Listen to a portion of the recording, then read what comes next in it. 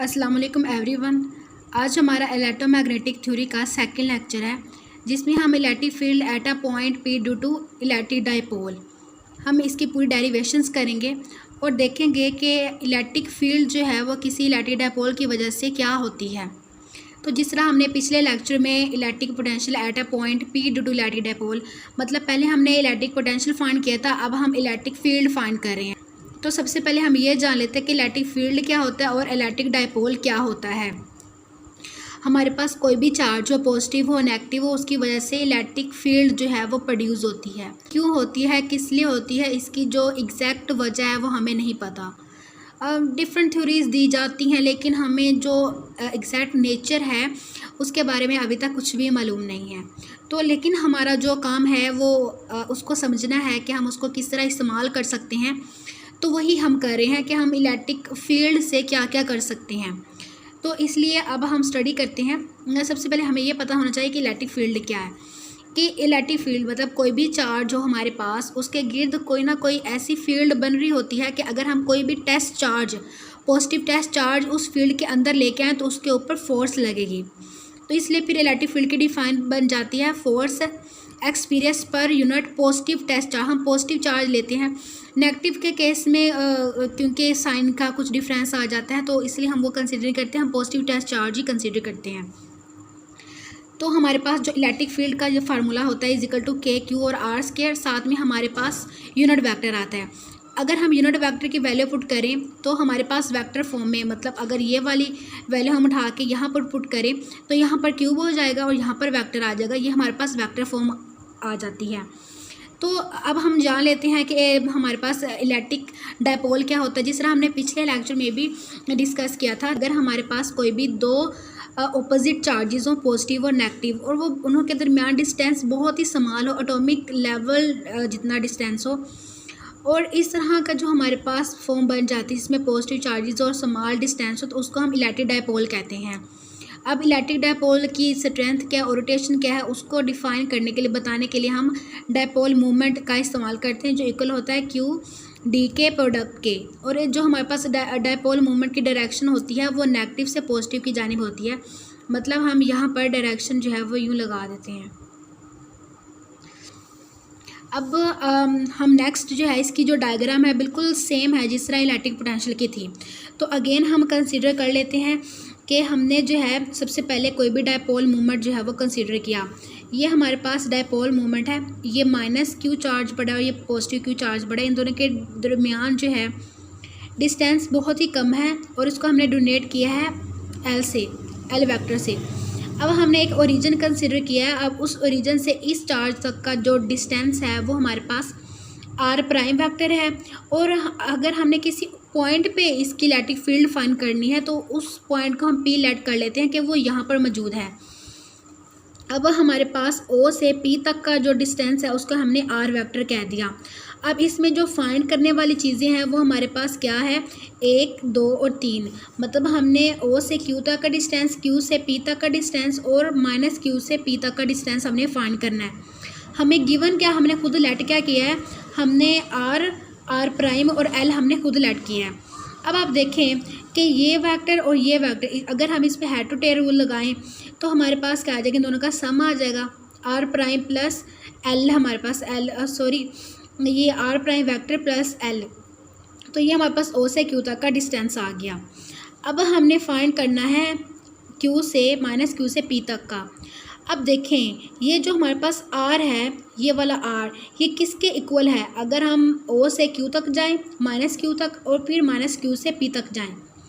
Mean के ये जो डिस्टेंस है हम किस तरह निकाल सकते हैं, अगर हम इस आर में से ये आर प्राइम माइनस कर दे तो वही हमने यहाँ पर किया है। तो हमने क्यू से पी तक का जो डिस्टेंस है वो फाइंड करना है। अब देखें कि जो हमारे पास डिस्प्लेसमेंट होता है वो किसके इक्वल होता है, अगर हम final position minus initial position कर दें, मतलब कि अगर हम यहाँ से इस पॉइंट तक, यहाँ से इस पॉइंट तक जाएं तो ये बिल्कुल उतना ही डिस्प्लेसमेंट होगा जितना हम इस पॉइंट से यहाँ तक जाएं।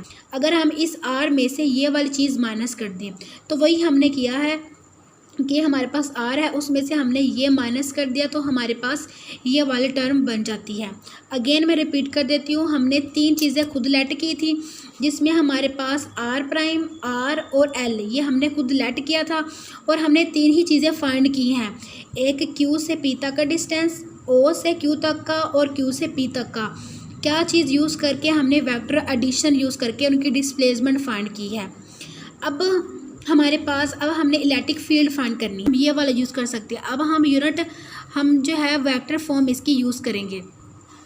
तो वेक्टर फॉर्म यूज़ करने के लिए हमें क्या चाहिए कि यहाँ पर वेक्टर की वैल्यूज़, आर वेक्टर की वैल्यूज़ जो हमने फाइंड करें। बेसिकली आर वेक्टर क्या है कि जो हमारे पास चार्ज है वहाँ से जहाँ पे हमने इलेक्ट्रिक फील्ड फाइंड करनी है वहाँ तक का डिस्टेंस है ये। तो देखें, माइनस क्यू से पी तक का डिस्टेंस क्या है, आर माइनस आर प्राइम, और पॉजिटिव क्यू से पी तक का डिस्टेंस क्या है, ये वाला। तो हमने यहाँ पर वही वैल्यूज़ पुट कर देनी है। यहाँ पर हमने पॉजिटिव के लिए पुट की और यहाँ पर भी वही, यहाँ पर क्यूब आएगा, ये देखें। यहाँ पर हमने आर की वैल्यू जो यहाँ पर आएगी वो भी इधर ही आएगी। अब नेक्स्ट, ये हमारे पास नेगेटिव चार्ज के लिए था, तो इसलिए यहाँ पे चार्ज का जो मैग्नीट्यूड है वो भी माइनस में होता है। तो नेक्स्ट हमने माइनस क्यू से पी तक का डिस्टेंस जो है वो पुट करना है। तो वो हमारे पास क्या है, आर माइनस आर प्राइम, तो वो हम इधर पुट करेंगे आर माइनस आर प्राइम और नीचे आर माइनस आर प्राइम का क्यूब। अब हमने इन दोनों को ऐड करेंगे तो हमें किसी भी पॉइंट पी पर इलेक्ट्रिक फील्ड जो है वो हम फाइंड कर सकते हैं। तो अब हम इन्हों को ऐड करेंगे और आगे इसकी डेरिवेशन है वो हम देखते हैं। डेरिवेशन करेंगे, इसकी डेरिवेशन बहुत ही इजी है, कुछ स्टेप्स हैं, थोड़ी सी लेंथी हो सकती है, लेकिन उसके अलावा जो है इसकी डेरिवेशन बहुत ज़्यादा ईजी है। बिल्कुल वैसे ही स्टेप हैं जिस तरह हमने पिछले लेक्चर में इलेक्ट्रिक पोटेंशियल के लिए किए थे। तो हमने क्या किया कि पिछले सेशन में जिस तरह हम दोनों का सम कर रहे थे, ई प्लस जो पॉजिटिव चार्ज की वजह से इलेक्ट्रिक फील्ड थी प्लस जो नेगेटिव चार्ज की वजह से, तो वही हमने यहाँ पर लिख ली। यहाँ पर माइनस आएगा क्योंकि ये माइनस, ये हमारे पास ई माइनस की वजह से है। हम इधर लिख लेते हैं ई प्लस इक्वल टू ए, ये वाली हमारे पास फॉर्म थी, हमने वैल्यूज पुट कर दी हैं। अब यहाँ से हमने के क्यू कॉमन ले लेना है तो हमारे पास ये वाली टर्म बन जाती है। अब नेक्स्ट हमने वही स्टेप करना है जो हमने पिछले लेक्चर में किया था कि ये जो टर्म है, ये जो बड़ी वाली टर्म है, इसको हमने लेना है और इसको हमने सिंप्लीफाई करना है। अब यहाँ पर पॉजिटिव 3 है तो ऊपर लेके जाएंगे तो ये -3 बन जाएगा, तो यहाँ पर हम इसको ऊपर ले जाएंगे तो -3 बन जाता है। अब हमने 2 को मल्टीप्लाई भी करना है, डिवाइड भी करना है, क्योंकि अगर ये दोनों कैंसिल हो जाए तो फिर हमारे पास यही फॉर्म बन जाती है, तो इसलिए हम इस तरह इसको लिख सकते हैं। नेक्स्ट हमने क्या करना है, इसका स्क्वायर खोलना है। स्क्वायर किस तरह खोलेंगे कि ये जो है इसको हमने फर्स्ट टर्म लेना है, इसको सेकंड टर्म लेना है, बिल्कुल वैसे ही जिस तरह हमने पिछले टॉपिक में भी किया था। स्क्वायर खोलेंगे, इसका स्क्वायर प्लस इस टर्म का स्क्वायर माइनस, क्योंकि यहाँ पर माइनस है तो यहाँ पर माइनस आएगा 2, first term dot second term. अब यहाँ पर डॉट आता है क्योंकि ये वेक्टर्स हैं। अगेन हमने कंडीशन यूज़ करनी है कि एल अगर हमारे पास स्मॉल है तो अगर हम किसी स्मॉल वैल्यू का स्क्वायर लें तो वो बहुत ज़्यादा स्मॉल हो जाता है, तो इसलिए इसको हम 0 कर देंगे, ये वाली जो हमारे पास टर्म है, तो फिर हमारे पास सिंपल जो है वो ये वाली टर्म बन जाती है। अब इस टर्म पे हमने बाइनोमियल थ्योरम यूज़ करना है।